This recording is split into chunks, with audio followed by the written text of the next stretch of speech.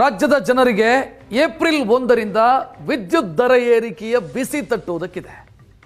April 1ರಿಂದ ರಾಜ್ಯದ ಜನರಿಗೆ ದರ ಏರಿಕೆ ಮಾಡುವಂತ ಯೋಚನೆಯಲ್ಲಿ ಸದ್ಯ ಇಂಧನ ಇಲಾಖೆ ಇದೆ. ಎಸ್ಕಾಂಗಳು ಪ್ರಸ್ತಾವನೆಯನ್ನ ಇಟ್ಟಿದ್ದಾವೆ. ಪ್ರತಿ ಯೂನಿಟ್ಗೆ 12ರಿಂದ 15 ಪೈಸೆ ಹೆಚ್ಚು ಮಾಡಬೇಕು ಅಂತ.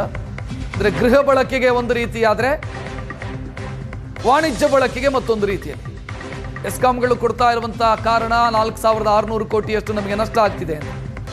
ನಷ್ಟ ಸರಿದೂಗಿಸೋದಕ್ಕೆ ರಾಜ್ಯದ ಎಲ್ಲಾ ಎಸ್ಕಾಂಗಳು ಕೂಡ ಈಗ ದರ ಏರಿಕೆಯ ಪ್ರಸ್ತಾವನೆಯನ್ನ ಇಟ್ಟಿರೋ ಕೆಇಆರ್ಸಿ ಮುಂದೆ. ಫೆಬ್ರವರಿ 27ರವರೆಗೆ ಎಸ್ಕಾಂಗಳಿಂದ ಅಭಿಪ್ರಾಯವನ್ನು ಸಂಗ್ರಹಿಸೋದಕ್ಕಿದೆ ಕೆಇಆರ್ಸಿ. ಆ ನಂತರ ನಿರ್ಧಾರ ಪ್ರಕಟವಾಗುತ್ತೆ. ಗೃಹ ಬಳಕೆಗೆ ಎಷ್ಟು, ವಾಣಿಜ್ಯ ಉದ್ದೇಶಕ್ಕೆ ಎಷ್ಟು ಅಂತ. ಗೃಹ ಬಳಕೆಗೆ ಸದ್ಯ ಗೃಹ ಜ್ಯೋತಿ ಯೋಜನೆ ಜಾರಿಯಲ್ಲಿದೆ. ಅದರ ಮೇಲೆ ಬಳಸುವಂತ ಯೂನಿಟಿಗೆ ಹೊಸ ದರ ಅಥವಾ ಪರಿಷ್ಕೃತ ದರ ಅನ್ವಯ ಆಗುತ್ತೆ. ಇದರ ಜೊತೆಗೆ ವಾಣಿಜ್ಯ ಬಳಕೆ ಒಂದು ಸಣ್ಣ ಅಂಗಡಿ ಇಟ್ಕೊಂಡಿದ್ದೀರಿ ಅಂತ ಅನ್ಕೊಳ್ಳೋಣ, ಅದಕ್ಕೆ ಬರ್ತಾ ಇರುವಂತ ಬಿಲ್ನಲ್ಲೂ ಕೂಡ ದೊಡ್ಡ ಪ್ರಮಾಣದ ಏರಿಕೆಯ ಮುನ್ಸೂಚನೆ ಕಾಣ್ತಾ ಇರೋದು. ಪ್ರಸ್ತಾವನೆ ಎಷ್ಟೆಷ್ಟು ಇಟ್ಟಿದ್ದಾರೆ ಬೆಸ್ಕಾಮ್ ಅಂದ್ರೆ ಬೆಂಗಳೂರು ಸುತ್ತಮುತ್ತ ಬೆಂಗಳೂರಿಗೆ ಸಂಬಂಧಿಸಿದಂತೆ ವಿದ್ಯುತ್ ಸರಬರಾಜು ಕಂಪನಿ ಬೆಸ್ಕಾಮು, ಹೆಸ್ಕಾಮು, ಮೆಸ್ಕಾಮು, ಜೆಸ್ಕಾಮು ಮತ್ತು ಚೆಸ್ಕಾಮು, ಇಷ್ಟು ಎಸ್ಕಾಂಗಳು ಕೂಡ ಸದ್ಯ ದರ ಏರಿಕೆಯ ಪ್ರಸ್ತಾವನೆಯನ್ನು ಇಟ್ಟಿರೋದು.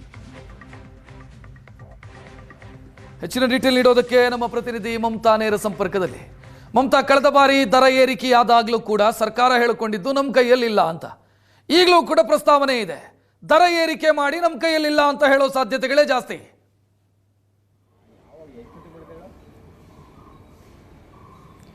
ರಕ್ಷಿತ್, ಹೌದು, ಪ್ರತಿ ವರ್ಷವೂ ಕೂಡ ಕೆಇಆರ್ಸಿ ಇಂದ ಏನು ವಿದ್ಯುತ್ ದರ ಏರಿಕೆ ಮಾಡುವಂಥದ್ದು ಕೂಡ ಪ್ರತಿ ವರ್ಷವೂ ಕೂಡ ಇರುವಂಥದ್ದು. ಆದರೆ ಪ್ರತಿ ವರ್ಷವೂ ಕೂಡ ಹೇಳುವಂಥದ್ದು ನಮ್ಮ ಕೈಯಲ್ಲಿಲ್ಲ ಅನ್ನುವಂಥದ್ದು. ಆದರೆ ಇದು ನೇರವಾಗಿ ತಟ್ಟುವಂಥದ್ದು ಬಿಸಿ ಸಾರ್ವಜನಿಕರಿಗೆ, ಯಾರ್ಯಾರು ಹೆಚ್ಚು ವಿದ್ಯುತ್ತನ್ನು ಏನು ಬಳಕೆ ಮಾಡ್ತಾರೆ ಅವರಿಗೆ ಇದರ ಏನು ಎಫೆಕ್ಟ್ ತಟ್ಟುತ್ತೆ.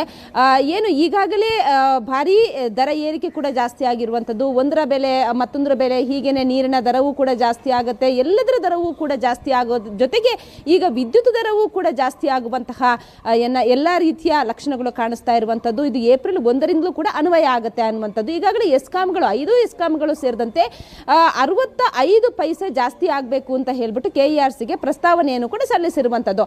ಆದರೆ ಕಳೆದ ಬಾರಿಯೂ ಕೂಡ ₹1 ಜಾಸ್ತಿ ಆಗಬೇಕು ಅಂತೇಳಿ ಪ್ರಸ್ತಾವನೆಯನ್ನು ಸಲ್ಲಿಸಿದಾಗಲೂ ಕೂಡ 36 ಪೈಸೆಯನ್ನು ಜಾಸ್ತಿ ಮಾಡಲಾಗಿತ್ತು ಪ್ರತಿ ಯೂನಿಟ್ಗೆ. ಆದರೆ ಈ ಬಾರಿಯೂ ಕೂಡ ಏನು 64ರಿಂದ 65 ಪೈಸೆ ಜಾಸ್ತಿ ಆಗಬೇಕು ಅಂತ ಹೇಳ್ಬಿಟ್ಟು ಅಂದ್ರೆ ಹಲವಾರು ಕಾರಣಗಳನ್ನು ಕೂಡ ಕೊಟ್ಟಿದ್ದಾರೆ.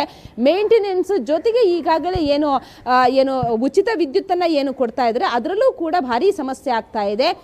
ಬೇಕಾದಷ್ಟು ವಿದ್ಯುತ್ ಕೂಡ ಇಲ್ಲ. ಇನ್ನು ಬೇಸಿಗೆ ಸಂದರ್ಭದಲ್ಲಿ ಜಾಸ್ತಿ ವಿದ್ಯುತ್ ಕೂಡ ಬೇಕಾಗುತ್ತೆ.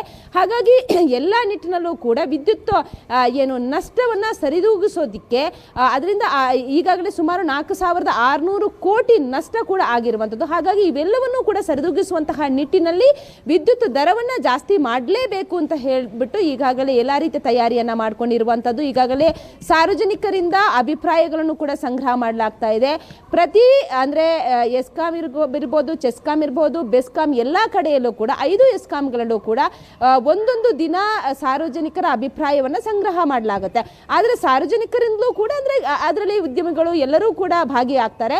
ಅದರಲ್ಲೂ ಕೂಡ ಅವರವರ ಸಮಸ್ಯೆಗಳಂದ್ರೆ ಯಾವ ರೀತಿ ಇದು ಜಾಸ್ತಿ ಆಗ್ತಾ ಹೋದ್ರೆ ಯಾವ ರೀತಿ ಎಫೆಕ್ಟ್ ತಟ್ಟುತ್ತೆ ಅನ್ನುವಂಥದ್ದನ್ನು ಕೂಡ ಅವ್ರು ಹೇಳ್ಕೊಂಡ್ರು ಕೂಡ ಎಲ್ಲೋ ಒಂದು ಕಡೆ 65 ಪೈಸೆ ಪ್ರತಿ ಯೂನಿಟ್ಗೆ ಜಾಸ್ತಿ ಮಾಡಬೇಕು ಅಂತ ಹೇಳ್ಬಿಟ್ಟು ಅವರು ಪ್ರಸ್ತಾವನೆಯನ್ನ ಸಲ್ಲಿಸಿದ್ರು ಕೂಡ 12ರಿಂದ 15 ಪೈಸೆ ಜಾಸ್ತಿ ಆಗುವಂತಹ ಸಾಧ್ಯತೆ ಇದೆ ಅನ್ನುವಂಥದ್ದು ಈಗಾಗಲೇ ಏನು ಕೆಇಆರ್ಸಿ ಇಂದ ಅಂದ್ರೆ ಮೂಲಗಳಿಂದ ಕೂಡ ಮಾಹಿತಿ ಇರುವಂಥದ್ದು.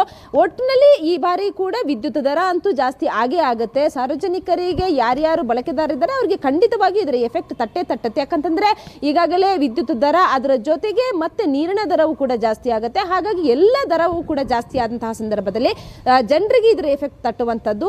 ಹಾಗಾಗಿ ಈಗ ಈಗಾಗಲೇ ಅದರ ಯಾವ ರೀತಿ ಜನರ ಅಭಿಪ್ರಾಯವನ್ನು ಸಂಗ್ರಹಣೆ ಮಾಡಬೇಕು ಅವೆಲ್ಲವನ್ನೂ ಕೂಡ ಮಾಡಿಕೊಳ್ಳಲಾಗ್ತಾ ಇದೆ. ಫೆಬ್ರವರಿ 27ರವರೆಗೂ ಕೂಡ ಅಭಿಪ್ರಾಯ ಸಂಗ್ರಹ ಮಾಡುವಂತಹ ಕೆಲಸ ನಡೀತಾ. ಅದಾದ ಬಳಿಕ ಏಪ್ರಿಲ್ 1ರಿಂದ ಈ ಒಂದು ಪರಿಷ್ಕೃತ ದರ ಕೂಡ ಜಾಸ್ತಿ ಆಗುವಂತಹ ಸಾಧ್ಯತೆ ಇರುವಂತದ್ದು. ರಕ್ಷಿತ್, ಥ್ಯಾಂಕ್ ಯು ಮಮತಾ ಮಾಹಿತಿಗೆ.